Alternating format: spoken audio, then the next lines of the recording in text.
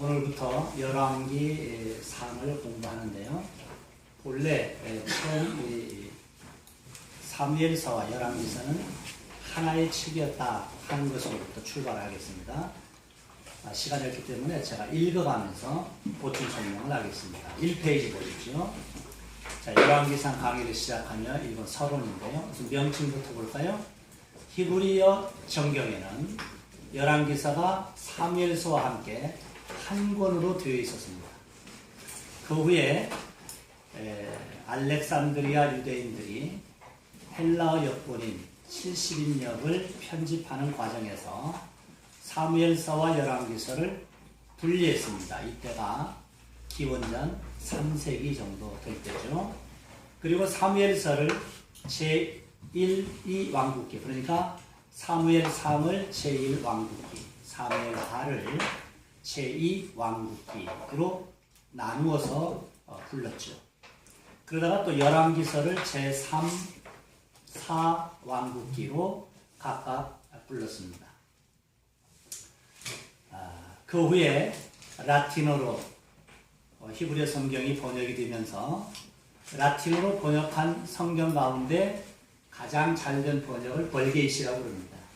그러니까 라틴어로 번역된 성경을 벌게잇 성경이라고 하는데, 이 성경에는 사무엘서를 제1, 2 왕국기로 불렀고 열왕기서를 제3, 4 왕국기로 각각 명칭을 붙였습니다. 자, 이 얘기를 제가 말씀을 드리는 것은 처음에 하나님 말씀이 기록될 때는 제목이 없었습니다. 없었다가 후대에 제목을 붙여 나갈 때에 제일 처음에는 사무엘서, 열왕기서 이런 부분이 없어 그냥 하나로 되어 있었어요. 하나. 그래서 제1 왕국기, 제2 왕국기, 제3 왕국기, 제4 왕국기, 그러다가 나중에 사무엘서와 열왕기서가 분리가 됐습니다.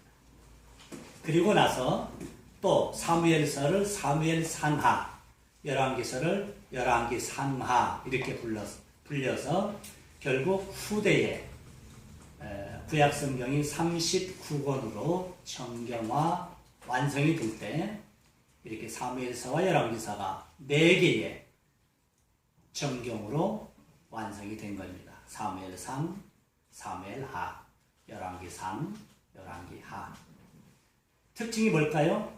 이 4개의 성경은 전부 다 왕들의 역사라는 것이죠. 명칭에서 우리가 알 수 있는 것은 이 왕들의 역사입니다. 그것을 명칭을 통해서 우리가 한번 생각해 본 것입니다. 사무엘서, 열왕기서는 모두 다 왕들의 역사죠. 사무엘상은 사울 왕의 역사, 사무엘하는 다윗 왕의 역사, 또 열왕기상의 반절은 솔로몬 왕의 역사, 열왕기상 후반부부터 열왕기하까지는 남북 이스라엘의 39명의 왕들의 역사, 이렇게 왕들의 역사입니다. 자, 구약시대 왕들은 하나님의 통치를 대행하는 사람이었습니다. 그래서 그 왕들의 통치와 하나님의 통치를 같이 연결시켜서 열왕기서를 이해하는 것이 대단히 중요하죠. 자, 저자 보겠습니다. 열왕기서의 저자에 대한 견해는 크게 셋으로 요약됩니다. 여러분들이 어떤 자료들을 보면 책이 한두 권 될 만큼 이 저자에 대한 견해가 분분하고 많습니다. 근데 그 견해를 요약하면 다음과 같이 셋으로 요약이 됩니다. 하나는 예레미야를 열왕기서의 저자로 보는 견해가 아주 많고요. 두 번째로는 익명의 유태인으로 보는 견해가 있습니다. 자, 예레미야를 열왕기서의 저자로 보는 견해는 주로 유대인들의 견해입니다. 유대인들. 그리고 두 번째, 익명의 유대인으로 보는 견해가 있는데 바로 이것이 오늘날 개혁교회에서 개혁주의자들이 주로 지지하고 있는 견해죠. 또 셋째는 비평주의자들의 견해인데 요시아왕 시대의 신명기 학파들이 여러 문서에 근거해서 편집한 것으로 주장을 하지만 이러한 견해는 별로 환영을 받지 못합니다.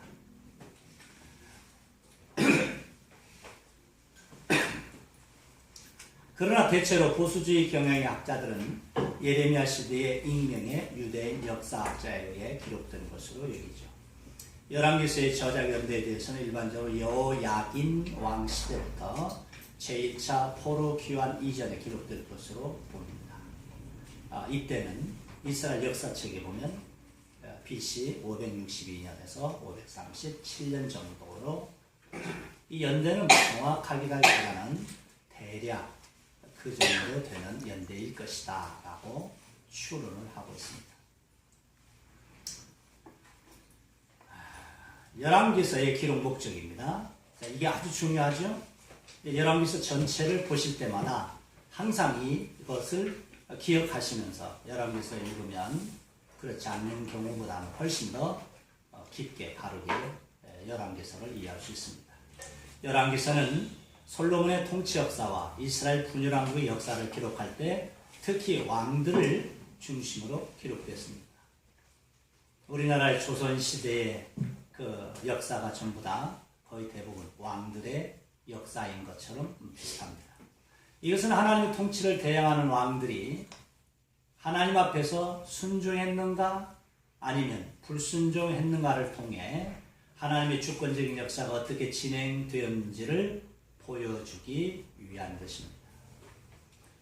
족장 이전의 시대와 족장 시대 및 모세와 다윗 시대에 이어진 하나님의 영원한 언약, 곧 여자의 우선 언약이 왕국 시대에 어떻게 진행되는가를 알려주기 위해 기록되었습니다. 그러니까 여자의 우선 언약이 왕국 시대에는 어떻게 역사 속에 진행되고 있는가 하는 것을 알려주기 위해 기록된 것이 열왕기서다. 이 부분이 아주 중요하죠. 즉 이스라엘 왕들과 백성들이 하나님께 순종할 때 그들은 언약의 백성으로서 하나님의 은혜와 복을 누리며 살 수 있었으나 하나님을 버리고 우상을 숭배할 때는 가차없이 하나님의 징계와 심판을 받았음을 가르칩니다. 무엇보다 열왕기서의 왕들의 역사 및 이스라엘의 열왕의 역사는 모세의 언약의 성취라고 볼 수 있습니다. 거기다 밑줄을 그어놓으십시오. 열왕기서에 나타난 왕들의 역사와 이스라엘의 멸망의 역사는 모세의 언약의 성취라고 볼 수 있죠. 왜냐하면 그 뒤에 설명이 되겠습니다. 만약 이스라엘 백성이 가나안 땅에서 하나님을 버리고 우상을 섬기면 이방 민족에게 끌려가는 징계를 받을 것이라고 일찍이 모세는 가나안 땅에 들어가는 출애굽 2세대들에게 하나님의 언약으로 선포했었습니다.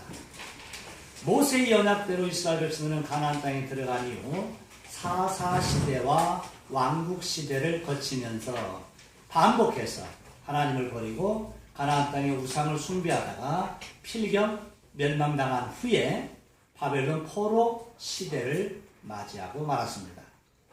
하나님의 언약 백성이라 할지라도 죄에 대해서는 반드시 심판하시며 또한 심판 중에서도 긍휼과 자비의 은혜를 베푸시는 하나님의 속성을 열왕기에서 정말 배우셨습니다. 거기 하나님의 속성이라는 말에다가 밑줄을 그어 놓으십시오.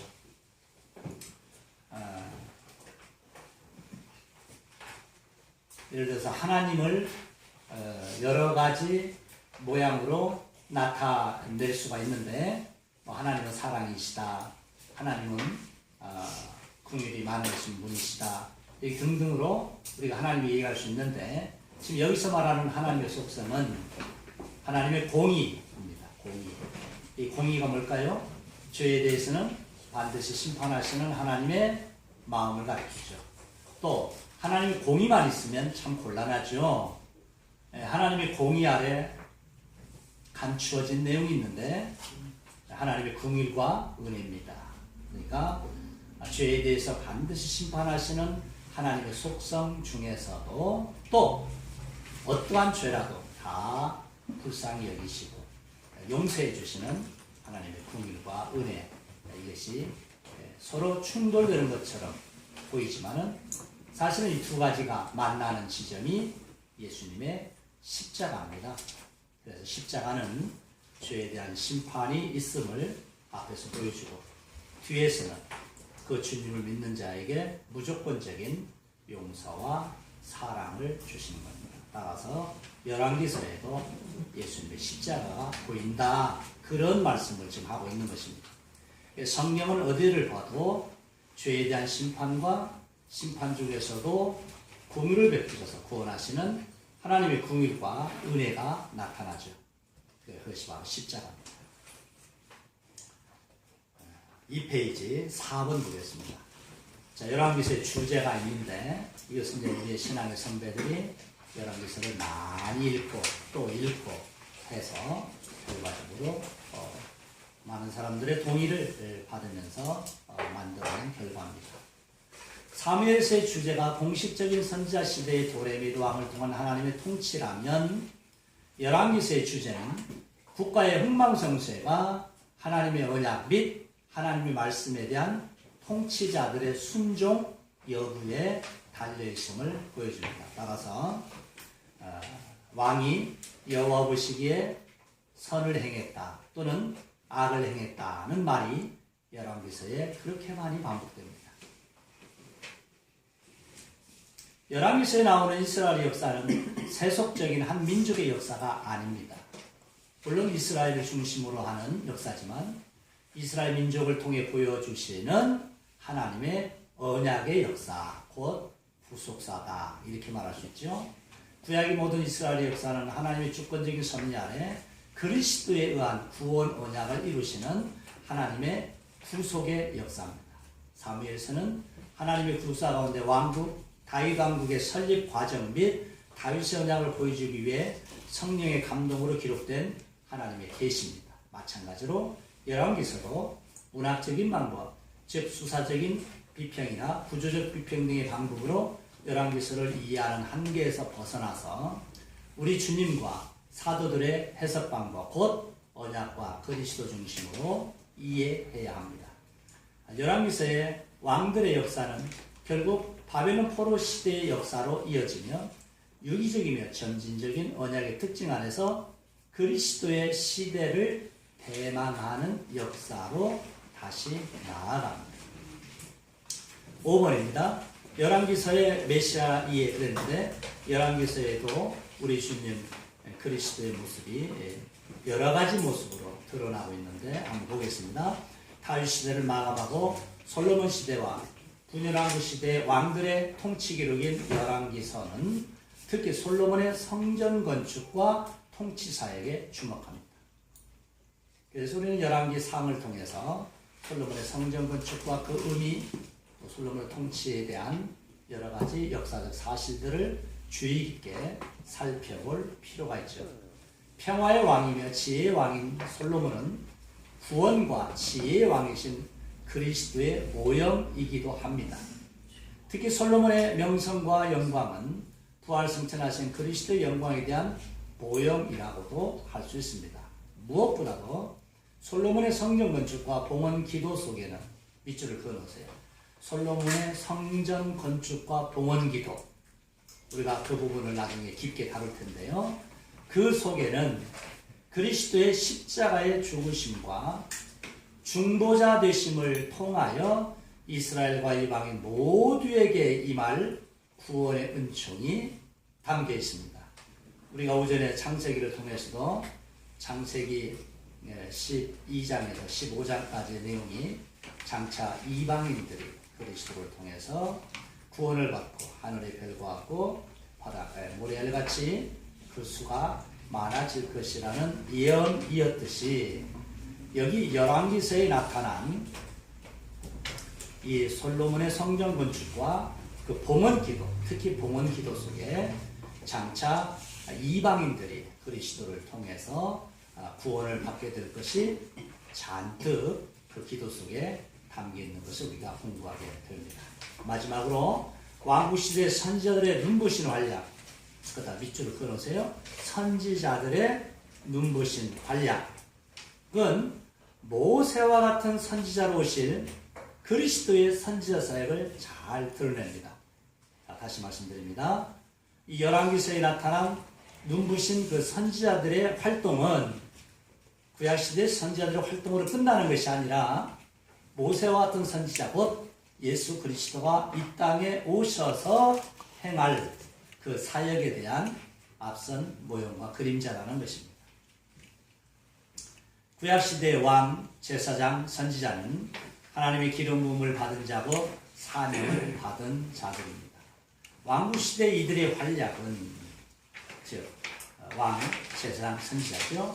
죄인을 대신하여 십자가에 죽으실 사명을 받은 예수 그리스도의 삼중직에 대한 모형입니다. 3페이지로 넘어갑니다. 자, 열왕기서의 내용을 간략히 한번 요약을 해보면 다음과 같은 내용이 있습니다. 자, 열왕기서의 역사는 우선 통일왕국시대,